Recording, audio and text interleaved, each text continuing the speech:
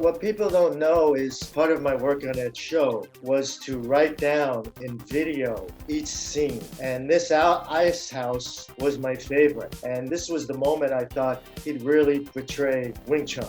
Sticky hands, Chi Sao. So what I did, and I have some of the stuff still on, the old tapes. Still have some of the stuff. What I did was I would write down every move, and I try to make it like a movie, like a script. And pertaining to the ice house, I did this with every scene.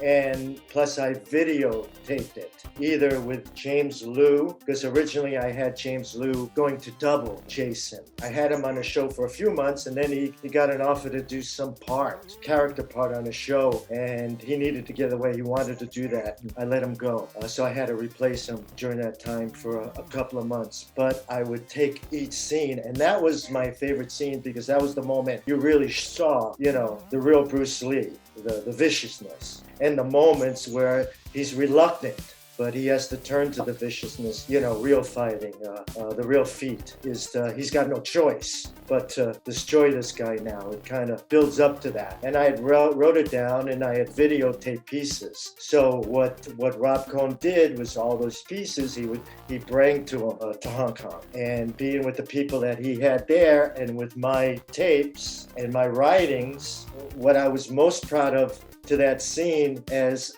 to he stuck to my writings and my videos really close, which was important to me because in the film, because there's a lot of stuff I don't like about that film. I wish I was there, but I wasn't. Things would have been completely different. Anybody who knows me, if something isn't working out or not quite right, to me the realest moment, the realest scene was that ice house scene. And my intentions in every scene, whatever action scene he had, was just like that, serious.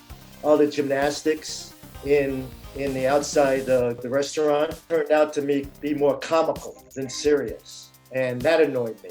Stuff like that. The dance. I had that all worked out, and what I saw in film really depressed me because then again it was, it wasn't structured right, it wasn't built right, and it wasn't vicious, and it was too light and too comical for me. And as far as Jason's training, I was his original teacher, and I had no idea we were going to do a screen test. I was teaching him for about 3.5 months, 4 months, and then the director came to me, and I had no idea this was going on. I thought we were going to do the movie already. But evidently, he came to me and said, listen, we have to do a screen test. And I go, what do you mean? And he said, well, the Black Tower at Universal, people with the money, right, unless they see this guy work, see a scene, they're not going to give us the money. And I said, and that kind of surprised me because is Rob Cohn, and I worked for Rob Cohn before, and he's working for Universal. Rob Cohn was a big shot before The Dragon. That's how we found each other. We worked together before.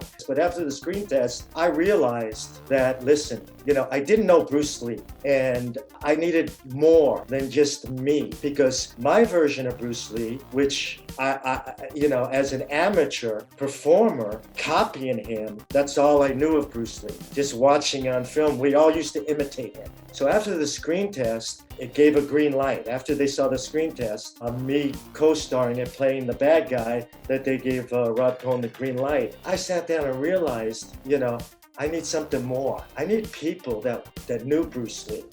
I need more for Jason. That was just in my mind. I had no problem about, once we got on the set, angles and fight techniques and situations and kicks and all. No problem with that.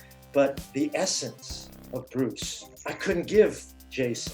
I could make it up. I could give him what I think. We sat 3 times a week watching every interview, every movie over and over again. That was part of his training. But I couldn't give him the real essence of Bruce Lee because I didn't know him. So a light bulb went off, and I called Linda. I thought, let me call Linda, and maybe she knows some people in California. And I told her my problem. I wanted something more for Jason, and we had met before. That's one of the reasons why I got The Dragon, was because of Linda and Brandon. That's in the book. But training Jason was a full-time job, and Linda gave me Herb Jackson, Ted Wong, Jerry Bastilla, Jerry Petit, and Bob Wall. And I personally brought in Doug Wong. who was my master, because I knew, as far as Doug Wong, I knew he could teach him even more because he understood Jeet Kune Do. I didn't. I understood it just being a fan and copying techniques, but he knew it, right? So I brought in those guys to teach. It was a beautiful thing because I was there at every session, and I can tell you stories. Some of the stories are in the book.